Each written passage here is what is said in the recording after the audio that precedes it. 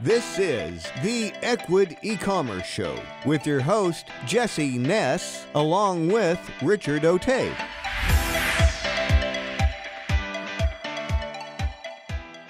Hey, Richie, back again. Another podcast. How's it going? Going good. How about yourself? Good, good. Super pumped today here. We have our most regular guest on today. So Ricardo is basically taking over the podcast. Ricardo, we're not sure. I think this is number 4 of your appearance, but welcome back. Thank you for having me. Yeah. So you always bring great new information to the show. So we're happy to have you back. And I know we have a couple new announcements, new products ready to go. So super excited to hear about that. Let's start with the first one. We're bringing Facebook back here. Can you give us some more details on Facebook ads and Kliken? So we've been working with Facebook quite a bit in this last year to bring kind of like the latest generation of what can be done with Facebook and with the proper setups for ads and so forth. And we're actually super excited to launch it with Equid first. So you guys are always like our great partner to bring great products to market. We actually are really excited on a bunch of things. Number one, I think there's like a really great collaboration between the Equid product and dev teams, the Kliken product and dev teams plus Facebook, in that, you know, we are setting up for Facebook to be the most beneficial and actually work the best for the merchants. So that's actually really exciting because they're setting pieces of the Facebook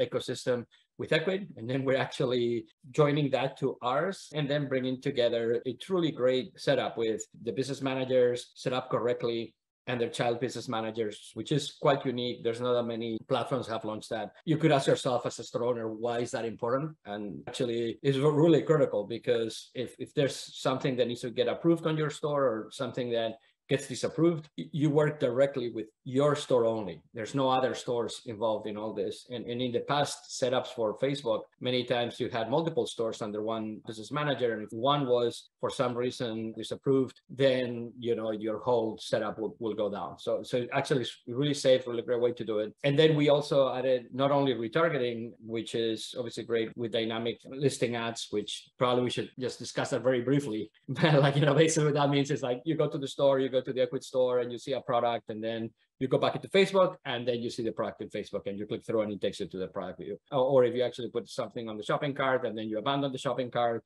then you go to Facebook and then you see it in Facebook, you click through and complete the sale. So for a merchant, the retargeting piece is always a very effective way to advertise and maximize return on investment. But the problem with that is many times, especially for a newer store or a new merchant, you just don't have enough traffic to make retargeting work. I mean, obviously it's a little bit of a chicken and egg on this one. If you don't have traffic to retarget, there's nothing to retarget. So like one of the things that we built is also prospecting, which is a really great way to find quality customers. So we actually built a integration into Facebook that allows you to find audiences for your products. So like we're selling, like, let's say tennis rackets, allows you to find tennis players and so forth. So the platform offers both. It automatically optimizes towards both. So like if you're spending like, you know, a couple $100, it figures what's the best usage of retargeting and prospecting. It's again, deeply integrated into Equid. So you don't have to really do anything to set up pixels or anything like that. Everything is fully auto. Ricardo, that's awesome. I know you left out some of the details here on how long and how much work this technical integration took, because I know from working with you that it took a long time. So we'll leave all that aside. But just for everybody listening here,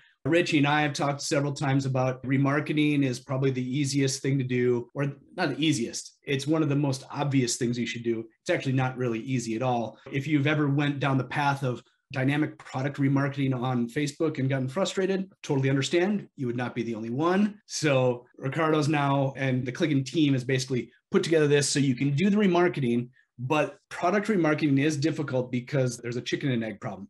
You're supposed to get a certain amount of traffic there before it works. So give us a little bit more details on the prospecting, because I've also set up prospecting campaigns in Facebook, and it can be a little daunting the first time you go into your business manager. What does that look like on the Kliken side? Sure, that's exactly right. I mean, it was probably out of that complex integration process and build process, figuring out audiences and prospecting was probably one of the key things there. It really is quite straightforward. When you come into the build process for us, one of the steps is to select an audience, and you can search very easily. So again, people in market buying sports equipment, and it can be very, very detailed, like all the way to golf clubs or paddle boards or whatever the categories are. And then on top of that, obviously, Facebook has tons of really viable audiences where you can try to find people that are friends with so-and-so website. Let's say you're selling backpacking equipment. I mean, you could say target people that are into backpacking, but also that are friends with Outside Magazine and you name it. I mean, you can go as deep probably as any platform on earth to try to find the best groups. What we have done to make it easy though is make like very clear, concise decisions for simple audiences like we're discussing for selling sports equipment or auto parts or anything like that. And then once it happens, not to go over technically behind the scenes what we do, but we actually set up different ad groups, one for retargeting, one for prospecting. The one for prospecting gets the proper audiences and so forth. And then they all share one campaign setup and then optimization across that. So you're totally right there, Jesse, in saying that it is really powerful, but it's difficult to do. I mean, you have to set up two different ad groups, set them independently, maintain the feeds dynamically, and then allocate the budgets accordingly. We were going to do this by hand, and we automated the whole process. It takes like less than 10 minutes to set it up and be done. Okay. Yeah. So I like the detail. And I think some people actually out there might appreciate the detail and then appreciate the fact that you don't have to worry about that, right? Because maybe you've tried this, you understand the concepts, but actually getting it done, it can be a lot. Facebook, I think it's one of the harder platforms. Facebook, if you're listening, sorry about that, but it's complicated. So if I'm understanding correctly here, Ricardo, you kind of show some of the surface ability, the types of customers, but you don't necessarily have to do all the details. It's all automated. Correct. And then once you select the audiences, we populate everything. And I glazed over some other important steps. There are demographic steps. So like if you have a specific gender or specific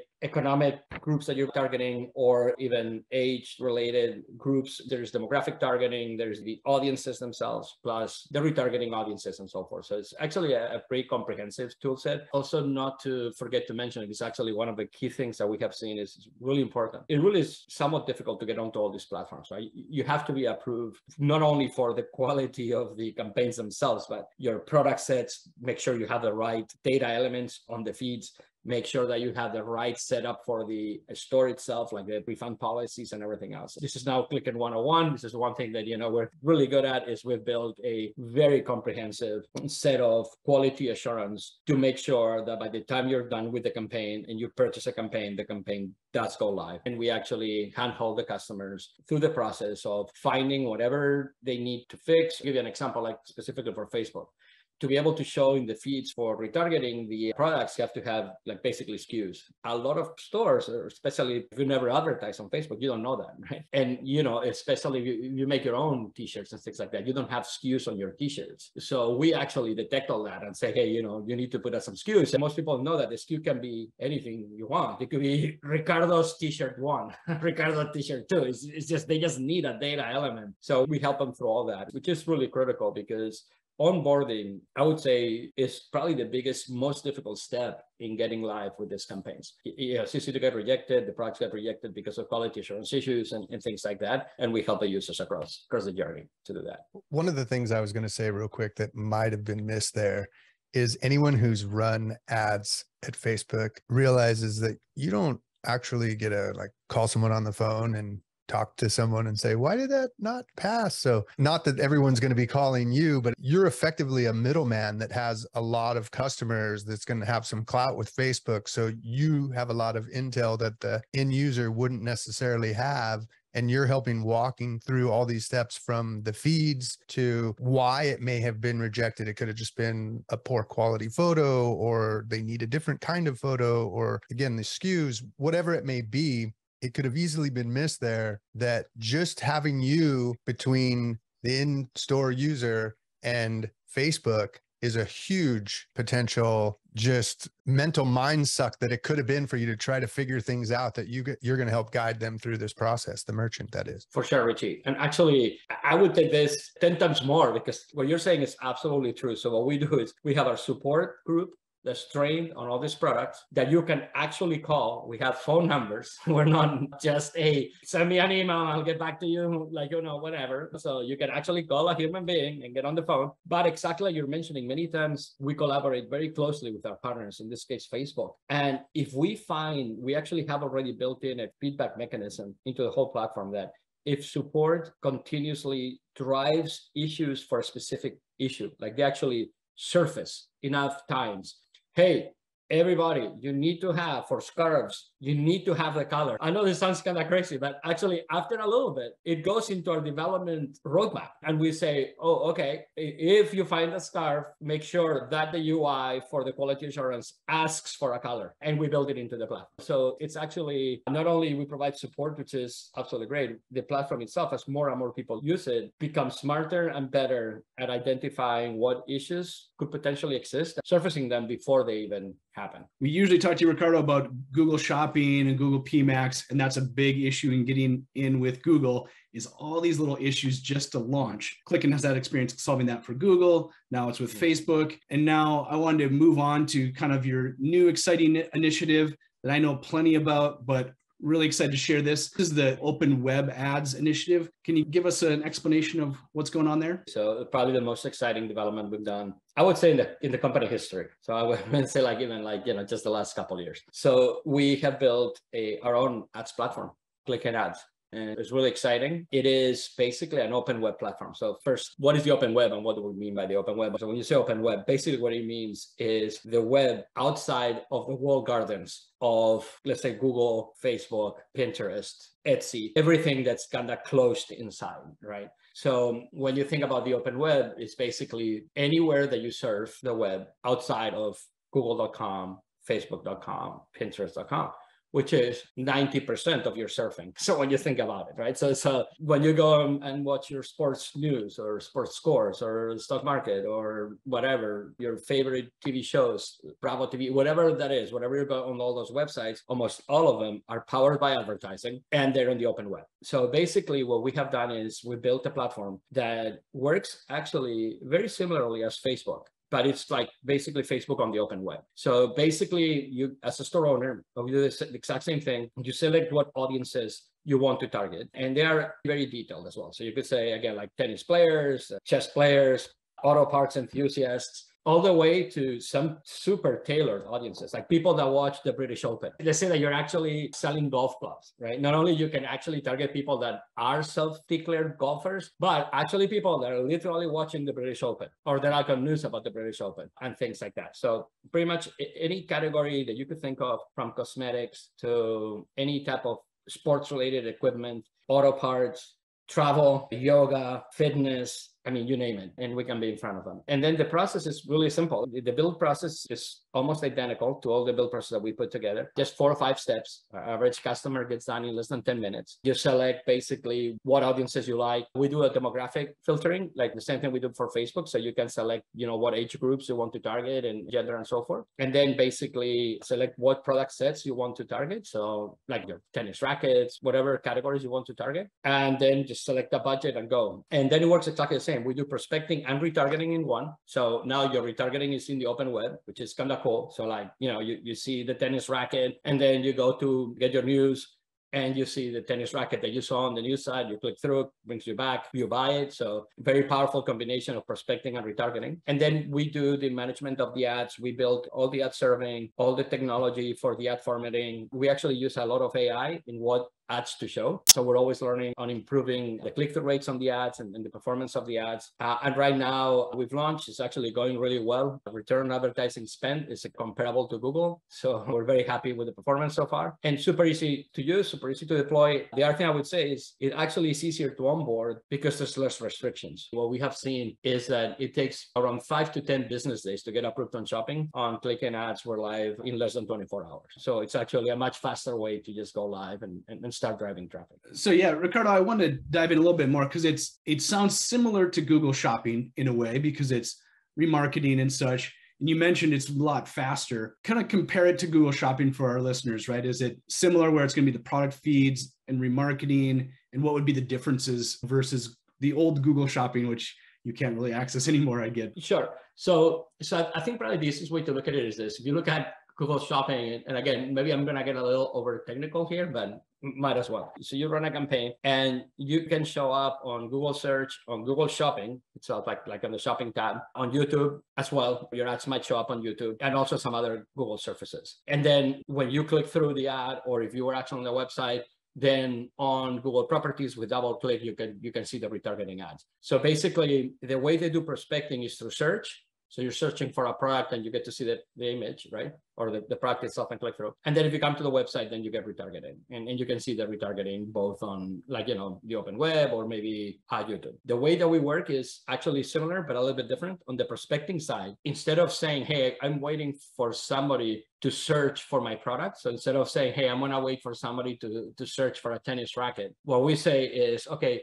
we know that you are a tennis enthusiast. So as you're watching your baseball, here comes an ad that says, hey, buy this awesome tennis racket here, and you click through. So you're actually showing intent in a different way, right? Instead of waiting for people to actually have the need, actually making them aware of the need. You're making them aware of the need on the product. And that's why I said it was maybe a little bit more like Facebook, because Facebook actually works a little bit more like that as well. That's why you're on your feed and then you go, oh man, I never heard about this product, but I really think it would be great for me. It's because they can actually figure it out that you like this type of product. And then once you click through, the same thing, you see a product or you put a product in the shopping cart, you get to see it on the open web. And then the biggest difference is the reach, because pretty much on the open web, we're guaranteed to see you at one point or other, right? Like everybody surfs the web in like news sites or blogs or anything like that.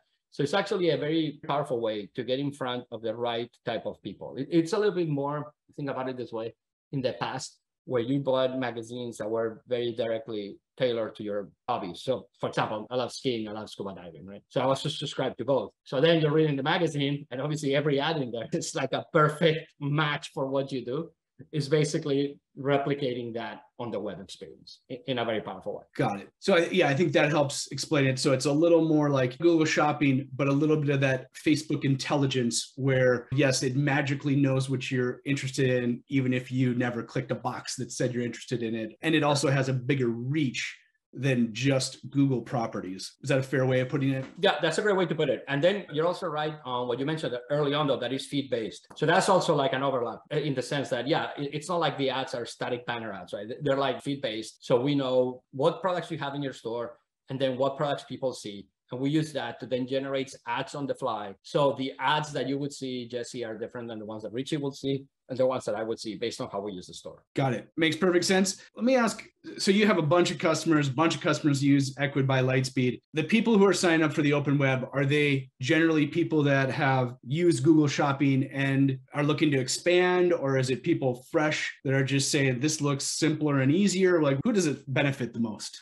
Yeah, I think a little bit of everything. Early adopters, when we first launched on beta, we opened up by hand to a curated group of users. Those were the users that were running Google Shopping because we wanted to see how it compared to them. But then we opened up to everybody. So now we have a little bit of everything. We have people that are straight only in Kliken ads, people that are in Google Shopping and Kliken ads, people that are only Google Shopping. The good thing about the platform is that in one UI, you can run Google Shopping, Facebook, and Kliken ads and so forth. So it actually makes it easy for them to find the mix. It's interesting to see which ones perform better. We've consistently seen across platforms, it doesn't matter which platform it is, any store doing 10 orders or more per month, the same budget outperforms. So like basically, if you're going to spend $150 on those stores, they tend to have a lower cost per acquisition, a higher return on advertising spend. Everything seems to work better. My guess is that after doing this for a long time, and we're working a lot on understanding this well, though, it looks like once the store is refined and you get it to a point that you're doing 10 orders per month, almost any marketing you put behind it, it really is pouring gas on the fire. We're working now on 2 playbooks, one for stores with 10 orders or less and 10 orders or more. And the 10 orders or less really helping them get to the point for pouring gas on the fire. If you actually start buying marketing, now you're going to start seeing a 8 times return on investment and so forth. So to who they work better, that's always so interesting to see. We have people thriving with crazy products or completely normal like household products that you could say tomorrow, like socks. People with average baskets of the $2,000+ range to 80 or 50. So I think the one thing that we have seen across all platforms, all types of users, if you consistently have sales, you figure it out. Now, I would say that we've always seen synergies between doing more than one thing. So like if you do, for example, Google and Facebook together, you do better. If you do Google, Facebook, Open Web, you do better. If you actually do all the listings, so products on Pinterest, products on Google Shopping, products on any of the feed platforms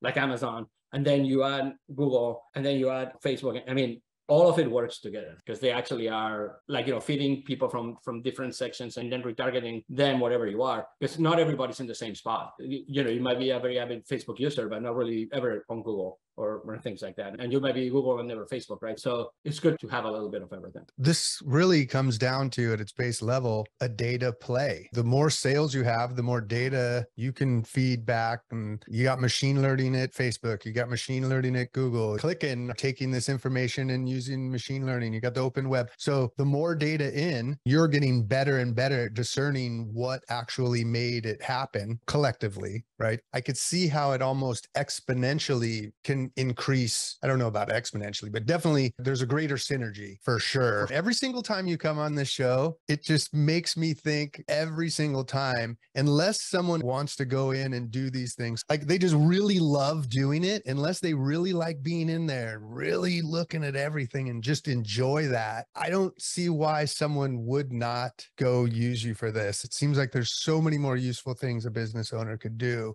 when you do this so well. So thank you. Yeah. Now, so Ricardo, we mentioned this before. There's the, getting people to their first 10 sales in a month. That is always the toughest thing in the world. That's the launch. That's tough. You have a lot of success in people that once they get to 10 sales and obviously you get to 100 sales, things get easier. Everything gets easier as you grow. Now, for people that are just getting started here, you're on your Equid by Lightspeed dashboard. How do they access Kliken ads in general? What would be your recommendation on where they start? Kind of go through the path of somebody that hasn't heard us talking before. They're in their dashboard. Where do they go to get started? So, you can find us in multiple places. We are in the Equid control panel. You can find us in the stats portion, reports, then also on marketing and sales channels. So marketing, we are on Google Shopping, Facebook, and so forth, and retargeting. Any of those doors get you to the platform. And then once you're in the platform, you get it all. It is a great question about where to start. So on one hand, I would say it's a little bit like almost like boot camp,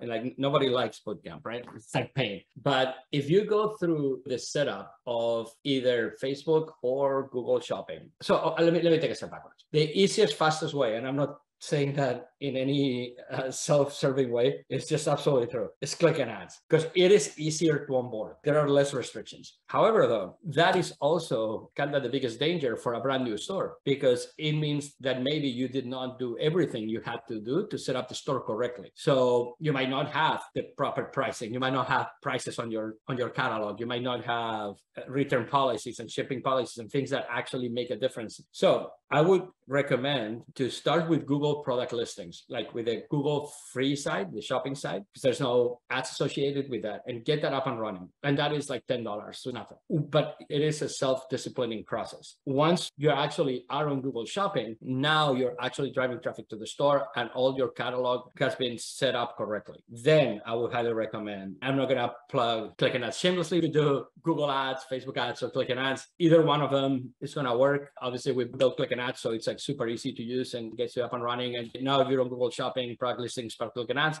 now you're on Google and the open web. So you're kind of getting the best of all worlds. My opinion at this point on breaking from 0 orders to 10 orders per month, it is very directly related to the store setup. So you have to have the proper catalog. Even sometimes we see stores that are surprising because they're actually doing really well with a flat store, like no categories, all the products put together into one page and 50 products. Got it. So it's like everything. There's no shortcuts. And you should probably do the proper steps, and you have to go to the gym first before you play the game. I get that. So Google Shopping first. If you want to skip some steps, you can. That's Kliken ads, but maybe skipping those steps wasn't the best idea. Now, look at a vision of the pricing. So like we mentioned, you said $10 for the Google Shopping, or what if I'm somebody that says like, I really want to go for it. I've been doing this a little bit. I've been ignoring all of Jesse and Rich's podcast. What if they have like a $1,000 a month budget? Where should they kind of spread their money around, and how much do you get paid on this as well? So we have two pieces. One is what we call an automation fee. That's what Kliken makes as a platform. And that goes from $10 a month, like we started the discussion today, all the way to $100. So it's actually a very inexpensive flat fee. It goes from 10 to 20 to 50 to 100. And it depends on how much you're running on ads. So answering your question, actually, if you're running $1,000 on ads, the fee would be $50 a month. So it is a very small fee. And that covers everything. Now, you have $1,000 and you're going to spend them. So how? Now, the good news is with $1,000, you can start playing the game. I would say the recommended budgets for things to start working at a good level is like $300 or so. That's kind of like a magic number. Maybe 200, but 300 is a good number. So like if you do a third, and a third, right? So a third on Google, a third on Facebook, a third on Kliken ads, see how they perform, and you adjust based on that. That would be my recommendation. Start with the 3 and then you adjust. On the other token, I would do the reverse. For example, like you don't have a lot of retargeting traffic, I would still do the 3 of them, because you're going to get prospecting on Facebook, prospecting on Kliken ads, and prospecting on Google, and then adjust it accordingly. The campaigns at Kliken start at $150 a month. So actually the entry-level campaigns are $150, so $5 a day. And you can advertise on Google with that, or on Facebook, or on Kliken ads. And they go all the way up to 10,000. So what we see is when customers finally figure the model, we have many customers that are spending probably like between $2,000 to $10,000 a month per campaign, and they're running multiple campaigns. And they are more sophisticated in that, for example, they might run a campaign for this category of products only. So they might say, okay, I'm going to spend $2,000 on tennis rackets only. And then, hey, I'm going to spend $500 on tennis shoes only. And then I'm going to do this in this region only. So instead of having a $25,000 budget and say, hey, go crazy, they actually say, I'm going to put 5,000 on this and 5,000 on that and 2,000 on this. And then as they manage them per month, it's really easy to see which ones, what campaigns. Our dashboard actually shows the campaigns at the campaign level. So it's easy to see. If you see a campaign that's outperforming, how to adjust what you spend. The only thing with all these platforms, though, there always comes a point that the budgets don't grow as efficiently. So you can go from 300 to maybe like 10,000 very efficiently. After you go from 10,000 to, let's say, 50,000, that's where you start finding some challenges on scaling. Because it's either there's not enough search, or there's not enough people in the audience, so that's why you need to start moving budgets around. A recommendation would be, it's always better to have more campaigns going than less. So I would do more like 3 to 5 campaigns versus one $1,000 campaign on one platform. Got it. You guys are providing this dashboard. So you're going to have the campaign, and it's going to have the stats for each campaign. So am I correct in that? Sure. Yeah. One dashboard so you can compare and say, next month, I think I'm going to move some money into this better performing campaign, or wow, Facebook was really killed it this past month. Maybe I'll move a little bit of money towards Facebook. Is that the process that you've seen? Yeah, exactly. So each one of the platforms has a dashboard with all the data you need to take decisions, your ads, your impressions, your clicks, your cost per click, your actual spend, your conversions, the revenue you made. So it's super clear what's working and what's not working. Then each one of those campaigns you can manage and just change the budget and allocate it. However, we're starting to run some data on how long it takes for the campaigns to serve and to get conversions, right? And we're seeing that on average, pretty much across all platforms, the first conversion comes in the first 10 days, like day 10, right? So sometimes we see a lot of customers trying to go for just the first month and then cancel, and you go like, no, you were almost there. Because this is an average of 10 days, right? So that means that there's people going to be on the 40 something days, there's going to be people on the third day. So you probably should run 2 months to decide on anything, because you might be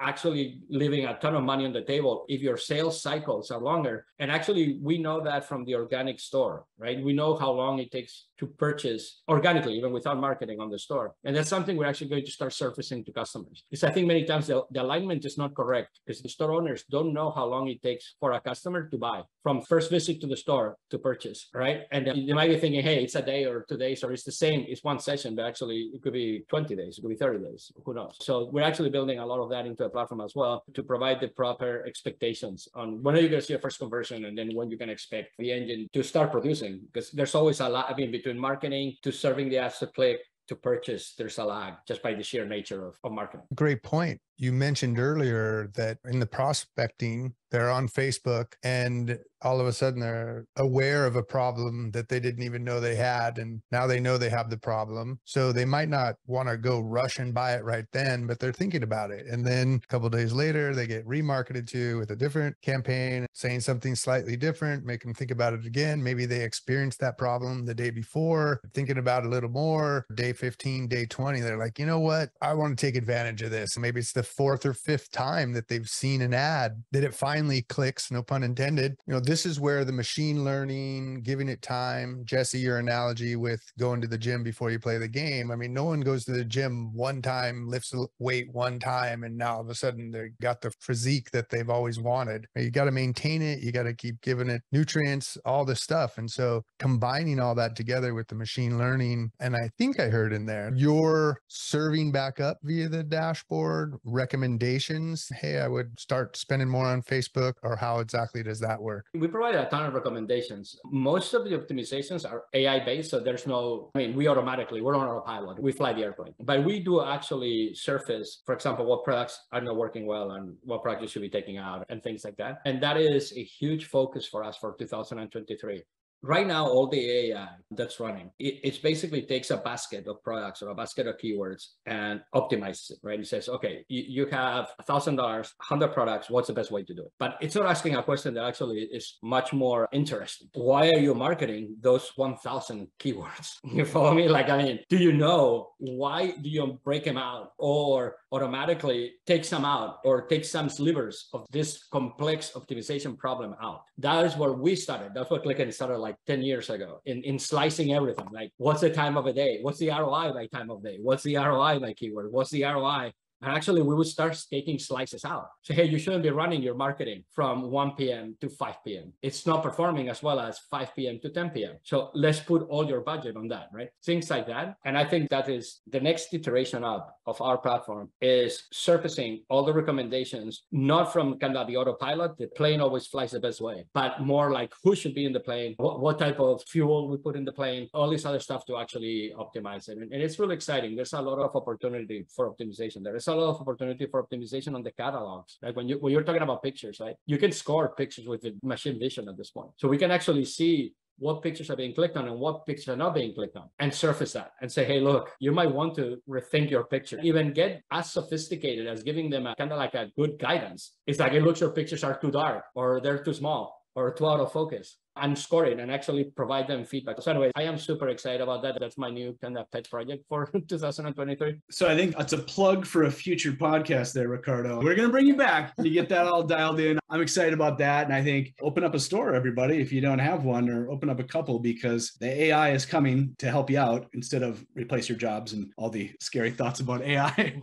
But Yes. Some exciting stuff. I think we covered a lot here, where Facebook ads now available, the open web is now available as well. And then I think we're helpful for some people on the beginner side, and also people that are really spending some money. I know you have even more insights there that maybe that's a future pod as well. Sure. Balancing these budgets. Super exciting stuff here. Richie, anything we didn't ask? Nothing that we can think of, or nothing that I can think of, I should say. I feel like if I keep talking, I'm just going to plug you again. Like I said, unless you really want to be doing this stuff, why not be focusing on all the other aspects of your business and let you take it over? So I'm good. Yeah, that's it. Get into the control panel, find Kliken ads. There's multiple ways to get there. There's no magic link. Like, go into the marketing section, Facebook ads, Google ads, you'll get there. And eventually you'll know that Ricardo's AI is running your business for you magically in the background. Ricardo, thanks again. Love having you on the show. Everybody out there listening, you know what to do. Even more specifically, get to that control panel,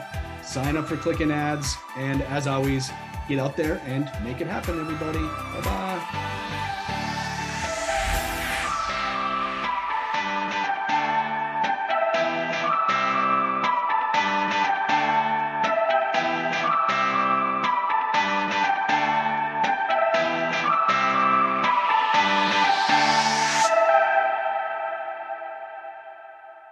Hey, this is Jesse and Rich. We want to let you know we really appreciate you listening. We hope you find the tips we give you helpful for growing your business. You can find all of our past episodes and a lot more useful stuff at equid.com/podcast. And also, check us out on your favorite podcasting platform like Apple Podcast or Stitcher, and make sure you never miss an episode by subscribing. Be sure to let us know what you think by rating and reviewing so we can serve you better. So subscribe on your favorite platform. And come join our community, check out the transcripts, or tell us why you would be a great guest at equid.com/podcast.